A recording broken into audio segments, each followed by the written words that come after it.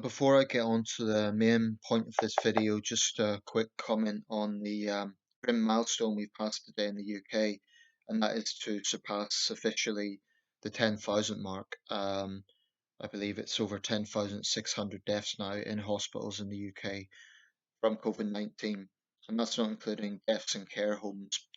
So it's a grim milestone. Um, of course, the thing is getting to that curve, getting to the sort of peak where then we start to see the number of cases go down. Um, the good news, if I'm reluctant to even say that, but the the positive development is the number of cases, the number of deaths today was about 200 less than yesterday. So hopefully that trajectory will continue, but there hasn't been consistency in that regard, so we'll see. In the United States, the scenes from New York are horrendous. I mean, it's symbolic for New York that the death toll has now tripled that of September 11th. I was thinking about this. The disasters are, and this is a disaster. Let's make no mistake about it. It's a public health disaster, but they're different. I still think the psychological impact of those planes hitting the towers and that happening right in the middle of Manhattan and the towers coming down, it was more dramatic instantaneously than what this is, which is a gradual death toll rather than so many people being killed so brutally in one day. So in that sense, it's a different sort of dynamic. However, it is a bigger death toll um, over a longer period. Over 10,000 dead now in New York State. I don't know what percentage of that is in New York City, but it's clearly very grim. You know, those images on Hart Island of the Bronx, part of the Bronx, I should say. Although that's long been used as a place for burials, it's still quite striking. Seeing mass burials in the United States of America. Um, and like I say, when this thing really hits in societies like Bangladesh, I think we're really going to see it. I think we're really going to see a huge death toll from this overall.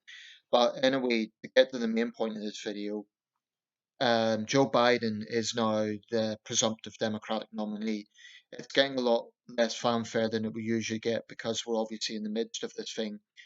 But he is now the Democratic nominee. It looks almost certain that the two conventions in Milwaukee and in Charlotte will be cancelled. I believe it's the Democratic convention in Milwaukee, the Republican convention in Charlotte. Trump is going to do, Trump's going to come out with all sorts of statements about a go ahead and so on, be braggadocious about that like he always is. The Democrats, I know that Biden's indicated that maybe they should have some sort of virtual convention. What we may actually see what's likely to happen is this year's American presidential election will be more like a British general election insofar as the campaigning has already been greatly toned down. It will be more like a sort of one day event rather than a prolonged event, because we're seeing the campaigning kind of quietly going on in the background. It's essentially, being put on hold, or at least not put on hold, but it's just a very, very different situation than usual. You'd almost think an election wasn't going on. Um, so it's going to be Biden versus Trump. Now, I'm not going to sit on the fence with this. I want Trump out. I think he's the worst president in American history. I'm not saying he's done everything wrong. I think he's right to take a tough line on China. I think cancelling flights from China was the right move, and I think the Democrats were wrong to attack him for that. I think they were also wrong to go ahead with those big parades in New York City. We're now seeing the effects of that. So certainly, I don't reserve my criticism for Trump. The Democrats do have to answer questions as well. But I don't know how anyone with any sort of sense of of just common sense, how they can support this president at this point. This is a man who thinks he knows more than doctors, who makes a reckless statement, who lies through his teeth. He's a compulsive liar. Um, I just think he is a liability in that office. Um, and I think his track record shows it. I think even if you want to say, okay, well, he comes out with this sort of stuff, but look at his record has been inconsistent. His record, I mean, so much for cleaning up the swamp. He's brought the swamp to the White House. Hasn't done some of the things he said he will do. And as for the economy, that's now looking in a dire situation. I wouldn't entirely blame Trump for that. I think this virus has swept the world in a way that's challenged all governments, so I wouldn't entirely blame Trump for the economic situation now. But the point is that is was his big bargaining chip. Oh well, the economy's doing pretty well, but now that that may be testy, I think what else has Trump got? He has his core supporters. I mean, they would vote for Trump no matter what he does. He could literally um, Trump could do anything and they would vote for him. Frankly, I think they're idiots. But you know, at the risk of sounding patronizing, or I won't go there, I don't understand how anyone could dogmatically defend everything Trump says and does at this point. Even if you think he's better than the Democrats, at least acknowledge that he is a proven liar. At least acknowledge that he says things that simply no reasonable statesman would come out with. Um, I just find it staggering that anyone could still defend Donald Trump at this point. Um, I mean, as on a general basis, I think it's one thing saying, well, Trump has done this right, Trump's done that right, and the Democrats are wrong to attack him on this. But I think people who might want to, I mean, I have friends, for example, who certainly aren't any lovers of Trump, but they give him credit where credit's due on the China issue, but they do it through, that big caveat of, well, we've no great love for the man. And this is the point. The only people that strongly support Trump are his base. That's it. I can't think of a time when an American president has won re-election, or any other leader for that matter, when the only support they have is from their base. And that is the only support that Trump has. He hasn't went beyond that. 2016 will be seen as a fluke, I believe. Remember, he didn't win the popular vote. He won the electoral college vote, but he's one of only four presidents to have won only by the electoral college vote. So, time will tell. That having been said, okay, so as you can tell, I am not a fan of Trump. I think the man's a liability. I think he's come out with stuff that just cannot be condoned. I'm biased. I am not a fan of Donald Trump. However, I'm not so biased that I criticize everything he does just for the sake of it. Um, anyway, this brings me to questions for Joe Biden because I can talk about Trump all day. Biden's going to be Trump's opponent in November. I don't know how that election's going to play out. It will depend on how the situation goes. We're only in April, so it may well be that the United States tips its curve and things do get back to normal by then. But clearly, the convention's there in July. Who knows if they'll go as normal? Um, there are certain polls are showing that Biden is leading Trump, but I'd be a bit cautious about those because pollsters have been left red-faced before. They've got it very wrong. They certainly got it wrong in 2016, and they got it wrong with Brexit as well. So I'd be a little bit cautious about that. So Biden needs to, move very carefully. I think his approach right now is correct. He's focusing on what he would do as president rather than just attacking Trump. Um, I think he's getting the balance broadly right. Um, However, there are some things that I do would raise questions about. For example, yesterday he had a post criticizing the racist attacks on American Asians. That's fair enough. That's a valid issue to raise because there has been racist attacks, as we know, on both sides of the Atlantic. Um, so I think it's right that Biden raises awareness of that, condemns it, and says that has no place in American society, i.e., attacking someone just because of their ethnicity. Um, but I think it is also very important that Biden doesn't fall into this trap where he associates legitimate criticism of the corrupt, lying Chinese regime with racist abuse of ordinary East Asians. And I would also say if ordinary East Asians are defending the Chinese regime, or they are themselves associating racism with criticism of China, then that's something that he has to be very careful not to fall into. I want to see Biden being just as vocal as Trump is on China, the government. And so far, he's been a bit passive on that. He hasn't been anywhere near as vocal as I would like him to be on the corrupt Chinese state. We cannot have business as usual. One of the few things I do give Trump credit on, and I hate to say that because, I think the man is in many ways appalling. But what Trump has been correct about is that he has, and again, this is one of the few things he's been consistent on, he has been hard on China, and rightfully so. He has called them out for the way they behave on the world stage. He has called them out for their dishonesty. I mean, okay, that's the pot calling the kettle black, but um, I do believe that at this point in history, we need an American president who is tough on China. Frankly, from Tiananmen Square onwards, the strategy of American presidents has been will speak out about human rights, but will kind of do it in such a way that isn't polarizing. We won't sort of reignite a Cold War with China. So Clinton, Bush 43, Obama, their strategy was kind of bring up the human rights issue, but don't have this rift with China. So we'll still have economic trade. We won't have with Trump, there has been a sea change in that sense, in that there has been a bit of a re-acknowledgement of the threat China poses. I've been following Nikki Haley. I have respect for her. She's one Republican I do respect, and I think she again has been consistent on this. So has Marco Rubio, and there are probably some Democratic senators as well who recognise the China threat. But I want to see the Democratic leadership be more vocal on this. Right now, that will be personified by Joe Biden as the presumptive nominee. He needs to be careful about attacking Trump on China because this is something that if he wins the election, he will inherit.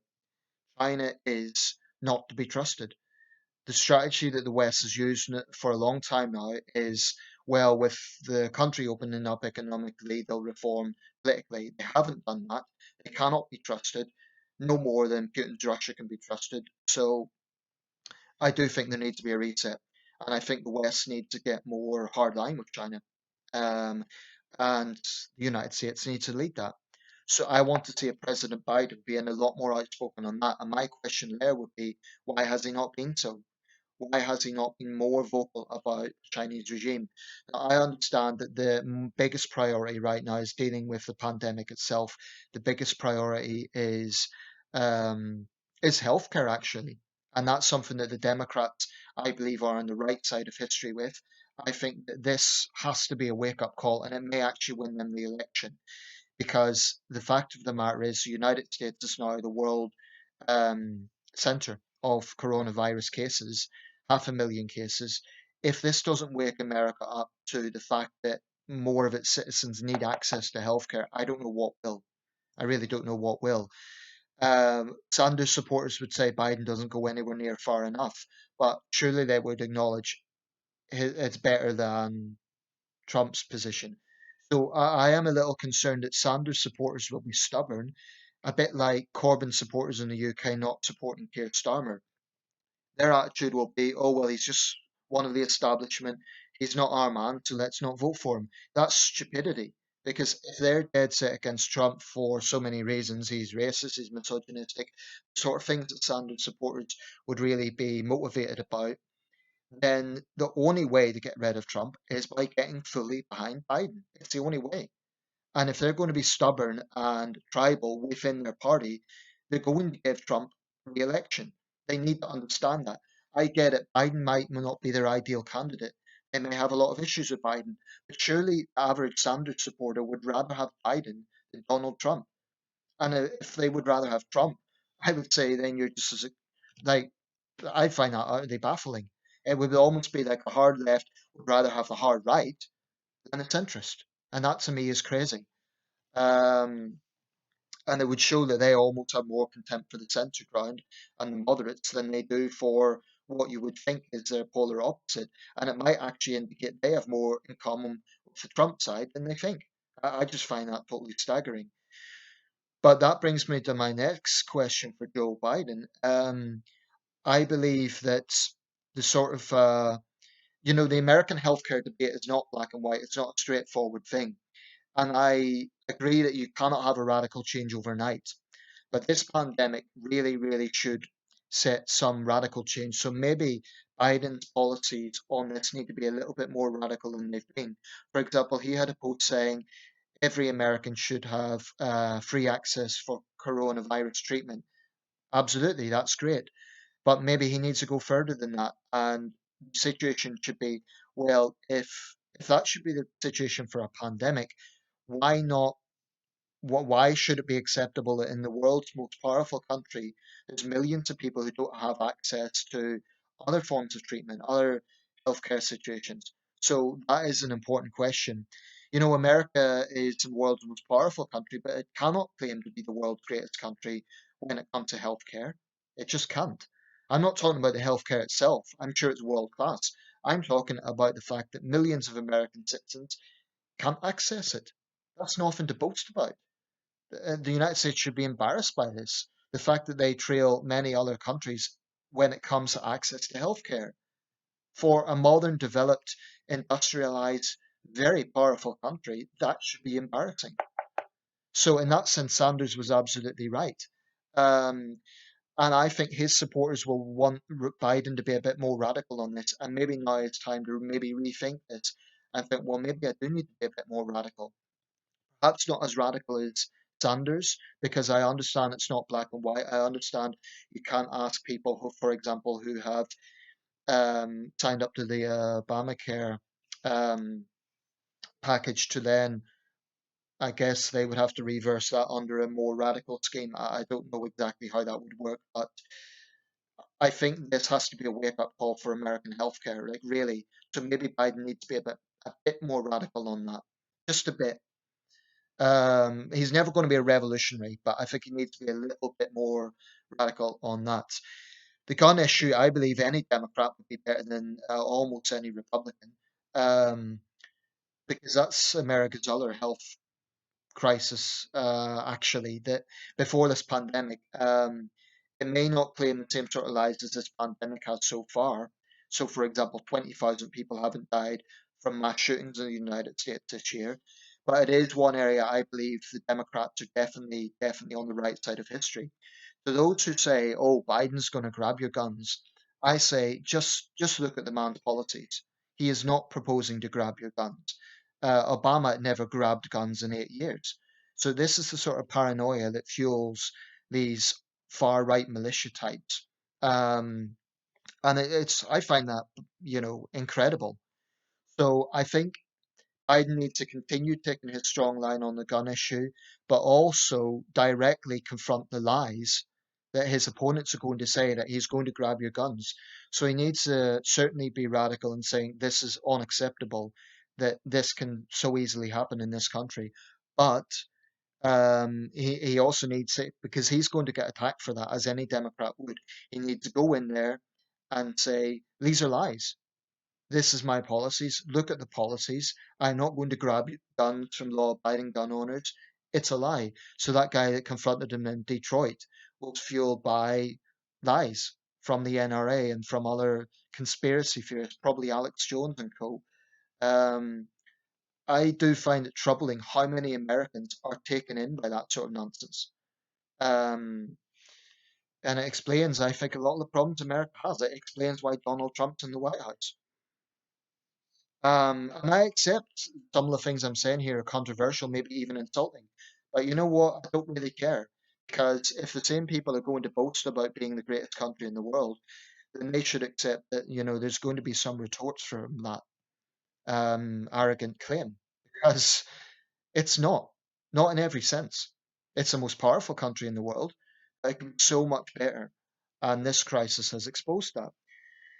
So, there's other things I think. Biden's age is going to be a factor. Although Trump is also a septuagenarian, um, He he probably has more energy than Biden.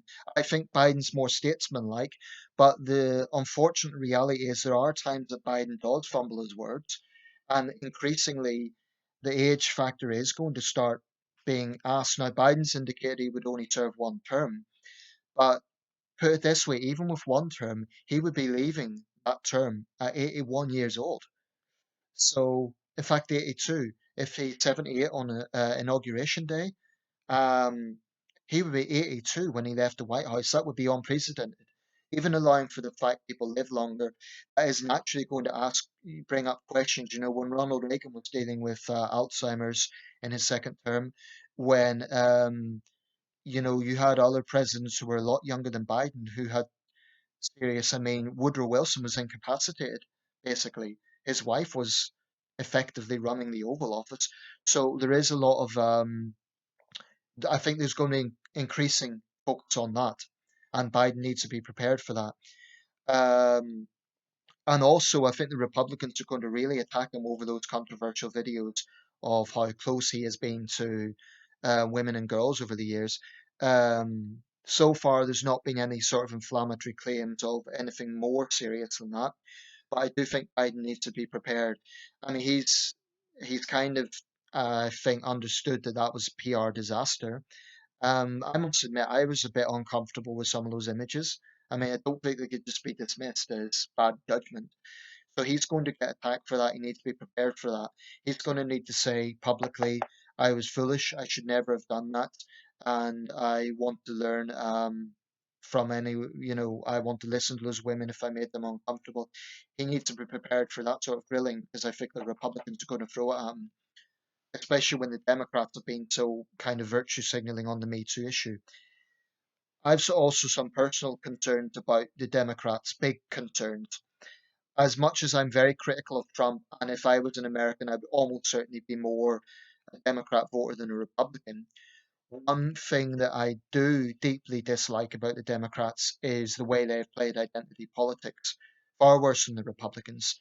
Um, I mean, when you look at CNN, which let's face it is very biased to the left and liberal outlooks, the way they've reported racial tensions at times has been disgraceful. The way the Democrats have jumped on top of that. So, for example, Biden is very popular with African Americans.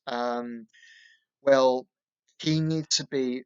The thing is, the Democrats have long been critical of the justice system. Not that they have always themselves had a good record on this, and in me, it was under the Clinton administration that I believe it was called the Serious Crime Bill was brought in 1994. So they haven't exactly been bleeding heart liberals when it comes to crime. Democrat presidents have actually been quite tough on crime.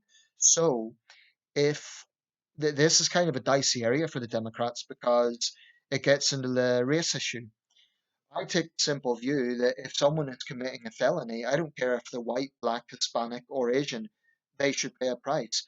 So, because the Democrats have been so obsessed by virtue signaling to the black community, I think do run the risk of ignoring victims of crime from all races. So, I don't think the Democrats, the problem is this is a trap. Because if you had a Democrat who did talk tough on crime, especially if they're white, like Biden, I mean, I know Bloomberg got a lot of heat over this, they'll be accused of being racist, which is utterly ridiculous. So unfortunately, Democrats have to tread a careful line because they've got into this identity politics nonsense. But I suspect that many black citizens want actually tough on crime policies as much as anyone else. They don't want to see their cities ravaged by gangs. So I think there needs to be more scrutiny of so-called black community leaders that constantly play up racial tensions instead of actually condemning the gangs that are terrorizing their cities. Cities like Chicago and St. Louis and Detroit and Baltimore. You know, those cities are being ravaged by gangs. So the Democrats are kind of in this trap where if they speak out about gangs, because so many of the gangs are black, oh well, that's racism. But these gangs they're no better than domestic terrorists. They are causing misery for a lot of people. So I don't think it should be taboo to condemn them. I don't think it should be taboo for Democratic nominee to talk tough on crime. And what I looked at with Joe Biden was he was ticking all the liberal boxes. Oh, we lock up too many people, which is true. I think there's far too many people locked up in America for non-violent crimes. I think there's overuse of solitary confinement, and there's some shocking cases. So I'm not going to say that America's justice system is anything to shout about. Again, it locks up more people than China. So there is a lot of real questions with that. But I think this is one of those issues Biden and the Democrats need to get the right balance. They need to, of course, address incarceration rates. They need to address human rights issues going on there about solitary confinement and so on. But they also have to remember that for victims of crime, you get someone who's had a relative killed by some serial killer or by a gang member, their loved one has been killed in the crossfire of two rival gangs. Very likely they'll be black. Um, so those sort of people shouldn't be abandoned because the Democrats are so obsessed about not offending people on the race issue. Um, because, like I say, African Americans want to see lower crime like everyone else. So I think, frankly, some black community leaders need to stop turning every damn thing into a race issue and not say every time that a white politician condemns gangs, that's somehow being racist. It's not, because who are the victims of those gangs? Black people. It's the same in the UK on a smaller scale, but if you look at London, when politicians condemn the gang culture there, you get so-called black community leaders who try to claim it's racism. So we really need to challenge that contingent of the Democratic Party who are more interested in. This is the problem with the United States, of course. Race is such a sensitive issue, more so than probably any other country in the world. It is so, so, such a fragile issue. And I understand that. But there needs to be a sort of understanding that everyone wants to see lower crime rates. Whether you're white, black, Asian, Hispanic, no one wants to be the victim of violent crime. So there needs to be certain areas. One thing that Obama was so successful at least in his campaigning, was his unifying language. Now, you can argue about his legacy. There were serious racial tensions on Obama's watch, but I think he got the language right at least, and that meant something um, in terms of the sort of direction that the country was going in. Um, I think that both left and right are culpable with this. The left is culpable insofar as they greatly downplay, frankly, black thugs. They will not report, for example, a black gang who may be involved in a racist incident against a white victim. They will not condemn black criminals. They just won't do it because that would be racist. Black community leaders, like I say again, they are more interested in constantly stirring up the victimhood narrative rather than actually acknowledging, yes, there are black gangs that are tearing apart our communities. However, the right is also guilty in terms of downplaying issues that the African American community do face. They are more likely to be the victims of police brutality, and there are major discrepancies across society that do raise a lot of questions. I mean, one thing that's been pointed out is the coronavirus deaths has disproportionately affected the African American community. I think there's probably a lot of reasons for that. I don't think it could just be blamed on racism. I think that's overly simplistic. There will be a lot of lifestyle issues, higher rate of diabetes perhaps in the black community. But one thing I am adamant about, if you're hung up over language policing rather than solutions, you're you're not going to help solve the problem. And too many on the left are hung up on language issues, language policing. However, too many on the right also downplay problems that are out there. That's, as an outsider, humbly how I see it. Left are hung up on language policing. The rights are in denial about a lot of problems. Both sides need to get over that and accept that there are problems, and those problems will not be solved by language policing. That's how I see it. So, Biden certainly has his work cut out. But those are the sort of things I want to see in his campaign. Trump is going to go on the attack. Of course he is. He's going to come on very strong, probably even stronger than he attacked Hillary. So Biden needs to be prepared for that. I think he's been far more statesmanlike than Trump. He doesn't make things about himself. He makes it about the medical staff on the front line and about the American people. The narcissism chief isn't capable of making a speech without bringing himself into it in some way. Um, so I think Biden needs to steer his party away from divisive identity politics. That's a lot easier said than done. So Sanders and the Warren factions are very much, deeply entrenched in that way of thinking. Um, so Biden understands that he needs to get out to the sort of people who vote for Trump. For example, the so-called angry white male. Now that's a lot easier said than done. I think Biden needs to do it. And for too long, I think Democrats have been taking white men for granted, quite frankly, because they've been so obsessed by identity politics. And one could argue, actually, they've been taking some minorities for granted because they've just assumed that they will vote for them. So I would like to see a President Biden be a president for all Americans and get away from that sort of divisive identity politics, whilst not ignoring the very real problems that do exist. I want to see him continue to be strong on the gun issue. I'm pretty happy with the direction he's taken on that. I think any Democrat would be better than most Republicans on that issue. Healthcare, I think he needs to be a bit more radical on this with the coronavirus. Um, and I think he needs to be tougher on China, a lot more vocal on China. Like I said, I think it's one area that Trump has got right.